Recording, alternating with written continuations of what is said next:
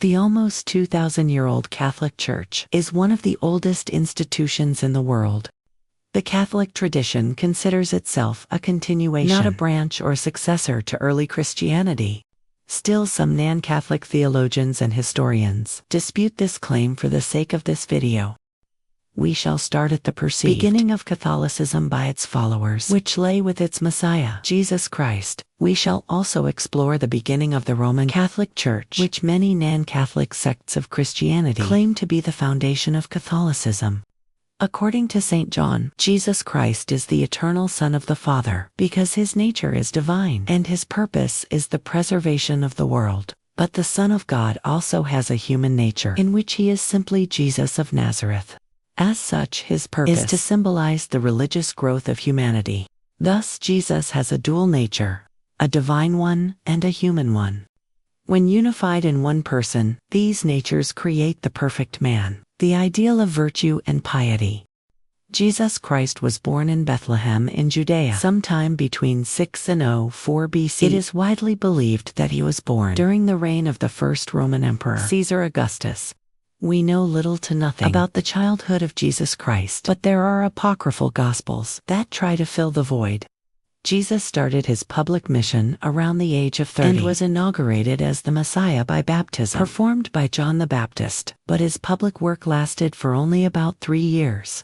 The most profound meaning of the history of the Christian religion, and subsequently Catholicism, is condensed in these 3 years. Jesus was a Jew, and he was introduced to Jewish teachings. His teachings never left the sphere of Jewish beliefs, but he expanded on them and gave them a new meaning.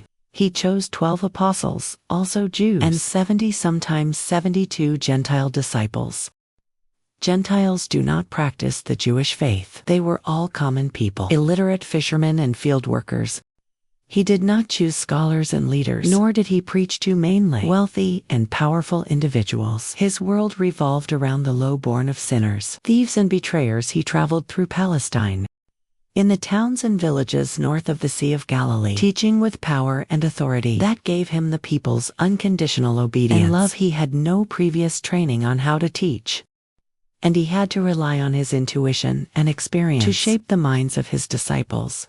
The culmination of Christ's mission came with his entrance into the city of Jerusalem. By this time, he had already had a reputation for being a political and religious agitator, especially among the Romans. Much of what we know about Jesus and his life comes from the Gospels written by the 4 evangelists, Mark, Matthew, Luke, and John. The main goal of the Gospels was not to record a biographical and historically accurate account of Jesus' life, but to persuade readers of his divine nature. The Gospels were written some 40 years, some even say 70 years after the death of Jesus Christ. Their authors never claimed to know the life of their Messiah. They simply wrote down what remained in the collective memory of the Christian communities. It is this collective memory that lived on to form the Catholic Church. The Christian faith began with the act of resurrection. Before that, Jesus was regarded as the Messiah of an already existing faith, Judaism, but early Christianity wasn't anything like we know it. In the modern day, it was still just a branch of Judaism, and its followers were members of an apocalyptic messianic Jewish sect.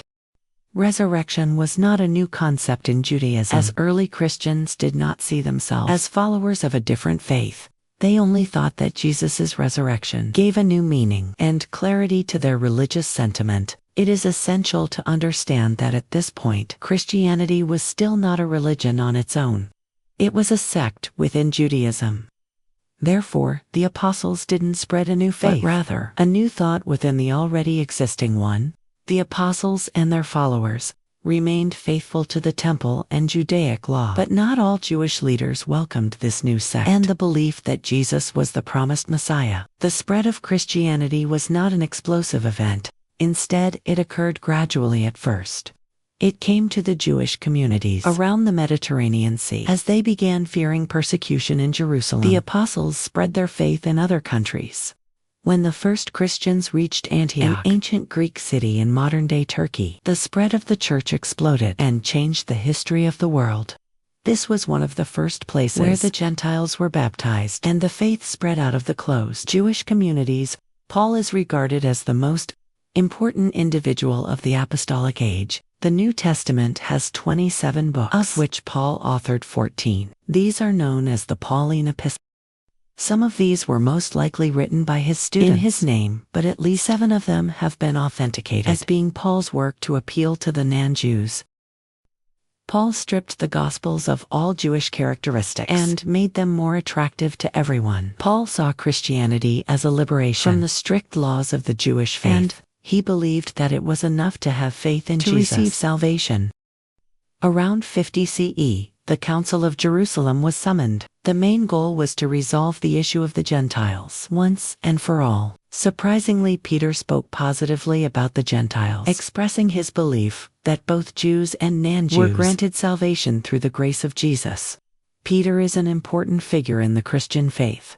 Jesus granted him preeminence, so he is seen as the bedrock of the Catholic institution. In fact, the Bishop of Rome, also known as the Pope, is considered the apostolic successor to Peter.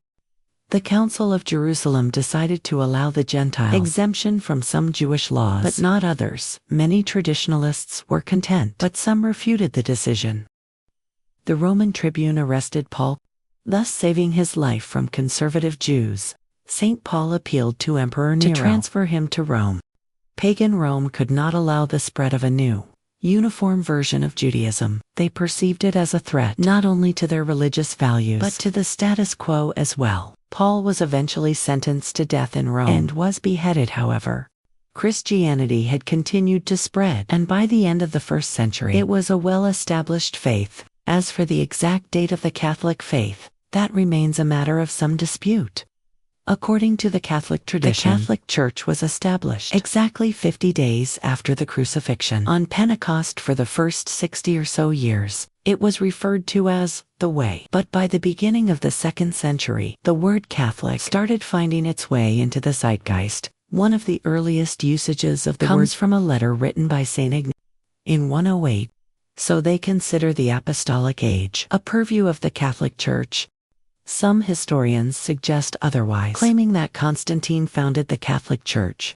This school of thought believes that there is no lineage from the apostles to the Pope, and that the problem of the Great Apostasy, which was emphasized in the Lutheran Reformation, was present even during the 1st and 2nd centuries. Furthermore, the first official Catholic Church was the Roman Catholic Church, founded in the 4th century. The spread of Christianity among pagans, though it was persecuted during the previous 3 centuries, was quite the phenomenon. There are different theories as to what contributed to this spread.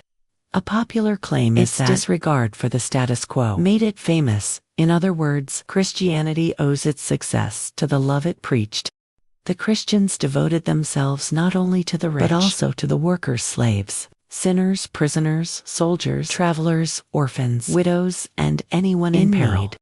Christianity had a morally higher ground, but it did not boast about it. It was a religion of peace and love. Many converted pagans, among them philosophers Tatian and Justin, admitted that they were attracted to Christianity because of its morals. While there was a hierarchy of the missionaries, apostles, and other officials of the Christian Church, it had become a well-defined system by the 2nd century, with authorities such as bishops, priests, and deacons. This organization came in the form of the monarchical episcopate shortly after the first epistle of Clement. The Church built its structure on 3 doctrines: the bishops, who were the apostles' direct successors, the canonical scripture, and the authoritative creed. Over the years, the Church of Rome had raised itself above the other churches because it claimed to be the seat of Saints Paul and Peter. It became even more powerful when Christianity was adopted by the Roman emperors, especially Constantine. In 313, he met with Licinius, who ruled part of the empire, and pressured him into agreeing on complete religious tolerance, the Edict of Milan, which allowed Christians to be free and retrieve all of their property and preach their religion as they saw fit, was a major milestone. Gradually, Constantine started suppressing paganism. In his early days, he still acted as the supreme pontiff of the pagan religion, and he paid homage to the sun god. But later, he started publicly displaying Christian symbols and imposing various restrictions on pagan ceremonies and rituals according to tradition. He converted to Christianity in 312. Constantine's genuine acceptance of Christians would only come once he began identifying the state's interest as being the same as the Church's interest. He hoped to achieve the unity of the state, and the church in it would use his imperial power to meddle in religious affairs. In 300, Constantine became the sole ruler of the entire empire. In 325, the emperor gathered more than 200 of the empire's bishops in the First General Ecumenical Council, known as the First Council of Nicaea. He took a personal interest in the debate and even joined the council on a few occasions. But it seemed that the matter wouldn't be easily settled, and it continued to bring disunity in the church until the death of Constantine in 337. The answer to when did Catholicism start will be different depending on who you ask. Some will point to Constantine's unification of the state and the church, while others draw a papal lineage from Peter. And the church fathers, there is no simple answer. And it is a multifaceted question that people have argued about for centuries. Just like any other religion, there is no absolute common ground. The Catholics believe their church was founded by none other than Jesus Christ, and they draw their spirit from the ancient period and the tradition of the early centuries. The popes felt their duty to preserve the purity of the faith. The only way they knew how to do that was by preserving the old doctrines, dogmas, and traditions. Others claimed that Catholicism as a branch may have emerged anywhere between the 1st and 4th centuries, but that it did not derive from the Messiah himself. To learn more about how Catholicism started, check out our book, Catholic History, a captivating guide to the history of the Catholic Church, starting with the teachings of Jesus Christ through the Roman Empire and Middle Ages to the present. It's available as an ebook, paperback, and audiobook also. Grab your free Mythology Bundle ebook while it's still available. All links are in the description. If you enjoyed the video, please hit the like button and subscribe for more videos like this.